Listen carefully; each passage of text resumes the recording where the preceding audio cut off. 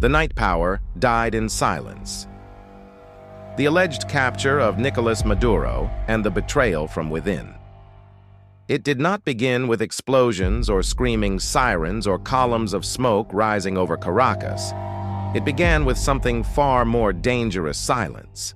In the early hours of a night that would later be whispered about in diplomatic corridors and intelligence briefings across the world, Venezuela's most powerful man allegedly stopped being protected by the very system he had built. While citizens slept and international media remained unaware, the presidency of Nicolás Maduro, according to multiple alleged reports, did not collapse under foreign firepower alone, but under something far more fatal: betrayal from within. This was not merely a story of American reach or military capability. It was the story of a ruler who trusted his generals more than his people and paid the ultimate price for it. For years, Nicolás Maduro ruled Venezuela through fear, loyalty, rewards, and ruthless control of the armed forces. He presented himself as untouchable, shielded by an inner circle of generals, intelligence chiefs, and political enforcers who owed their wealth, power, and survival to him. The military was not just an institution, it was the backbone of his regime, the final line between him and collapse. Or so it seemed. Yet power built on fear rarely produces loyalty. It produces calculation. And when the cost of loyalty becomes higher than the cost of betrayal, history shows that generals do not die for presidents, they sell them. According to allegations surrounding the operation that led to Maduro's capture, the United States did not storm Caracas in a chaotic invasion, nor did it face fierce resistance from Venezuelan forces.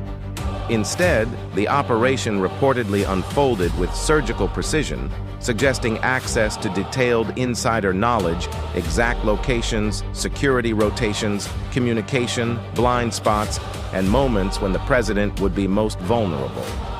Such accuracy raised an unavoidable question that no amount of official silence could bury: who opened the door.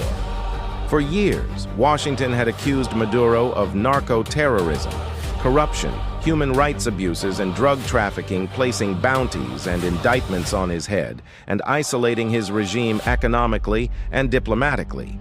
Yet despite sanctions pressure and internal unrest, Maduro survived coup attempts, protests, and international recognition of rival leaders. He survived because the generals stood with him, or appeared to.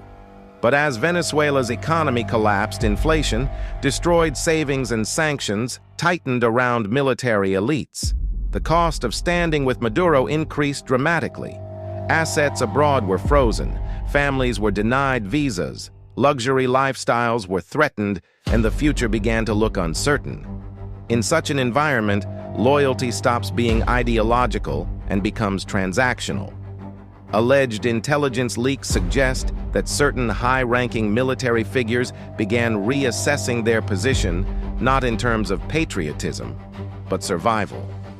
They were no longer asking how to protect Maduro, but how to outlive him. This is where the narrative becomes truly explosive, because if the claims are accurate, Maduro was not defeated by superior force, but by calculated abandonment. Security protocols reportedly weakened at critical moments, guards were reassigned without explanation. Communication lines failed precisely when coordination was needed most, and escape routes that had always existed were suddenly inaccessible. These were not random failures, they were systematic and aligned perfectly with the needs of an external operation. The palace did not fall, it was emptied. The gates were not breached, they were opened. And the men with the keys wore Venezuelan uniforms. The idea that a sitting president could be captured not through a violent overthrow, but through internal cooperation, sends a chilling message to authoritarian regimes worldwide. Fear can silence the streets, but it cannot guarantee loyalty behind closed doors. Generals may salute, but they also calculate.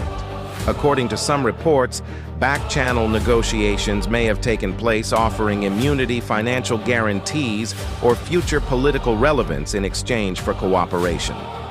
Whether explicit or implied, the message would have been clear: Maduro's era is ending. Choose which side of history you want to stand on. This alleged betrayal transforms the narrative from one of foreign aggression to one of internal decay. It